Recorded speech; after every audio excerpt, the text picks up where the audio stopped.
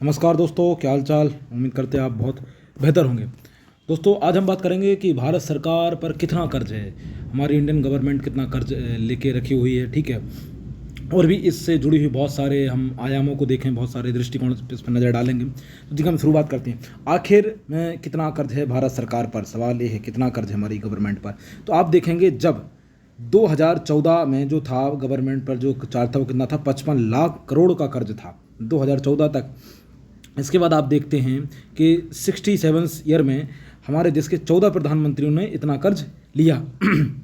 आज वर्तमान सरकार में, ध्यान रखिए, आज वर्तमान सरकार में कितना है, 155 लाख करोड़ का कर्ज है। मतलब 2014 में 55 था, अब जाके कितना हो गया, 155 लाख करोड़ रुपए का कर्ज भारत सरकार पर है इस समय। अब चले हम अगले उस पर चलते हैं। अब देखिए आप ध्यान से देखें, अब हमें देखना है वर्तमान सरकार जो करंट गवर्नमेंट है, हम देखेंगे इसकी स्थिति कर्ज को लेकर कैसी है। ठीक है, इसने कैसा काम किया। तो आप देखेंगे 2014 से वर्तमान सरकार ने 3 गुना कर्ज लिया। मतलब जो करंट गवर्नमेंट है अभी तक जो कर्ज लिए गए उसमें सबसे ज़्यादा कर्ज वर्तमान सरकार ने लिया। यानी आप कह सकते हैं कि 9 साल में लगभग इसने 100 करोड़ का कर्ज लिया है। और अगर आप इसको प्रतिशत में बांट दें तो ये आ जाएगा 181% में चला जाएगा। ठीक है, इसके बाद आप देखेंगे और ऐसा मतलब गैस है, अनुमानित है कि 2024 तक यह कितना पहुंच जाएगा डेटा, 172 लाख करोड़ हो जाएगा। ठीक है, इतना कर्ज हम पर होगा, भारत सरकार पर होगा। ठीक है, इसके बाद अगली स्लाइड देखिए। अब देखिए हम कुछ और फैक्ट हैं इससे जुड़े हुए, हम उस पर भी चर्चा करेंगे।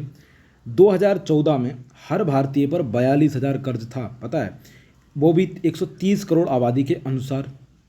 आज वर्तमान में दावा है कि 140 करोड़ आबादी है, तो इस हिसाब से हर भारतीय पे 1 लाख रुपए का कर्ज है। ठीक है, ये भारत सरकार का कर्ज है। इसके अलावा गवर्नमेंट के पास, इंडियन गवर्नमेंट के पास विदेशी कर्ज भी 50 लाख करोड़ के आसपास पहुंच चुका है। तो हमारी इंडियन गवर्नमेंट इतनी कर्ज में है इस समय। अब देखेंगे थोड़ा सा हम रफ वर्क, हमें जानना होगा कि आखिर सरकार ये कर्ज लेती है तो क्या हर बार जो कर्ज लेना क्या लॉस में होता है? नहीं, ऐसा ज़रूरी नहीं है। ठीक है, इसके पीछे सरकारों के बहुत सारे उद्देश्य हैं। आप देखते होंगे भारत में वंदे भारत ट्रेन चलाई जा रही है। ठीक है, बहुत बड़े रोड्स, हाईवे बन रहे हैं, पूरे इंफ्रा पर काम किया जा रहा है, बड़े बड़े मेडिकल्स खुल रहे हैं, हॉस्पिटल्स खुल रहे हैं। ठीक है, बड़े बड़े एयरपोर्ट्स बन रहे हैं, आप देख रहे होंगे। ठीक है, इसके अलावा आप बंदरगाह भी देख रहे होंगे।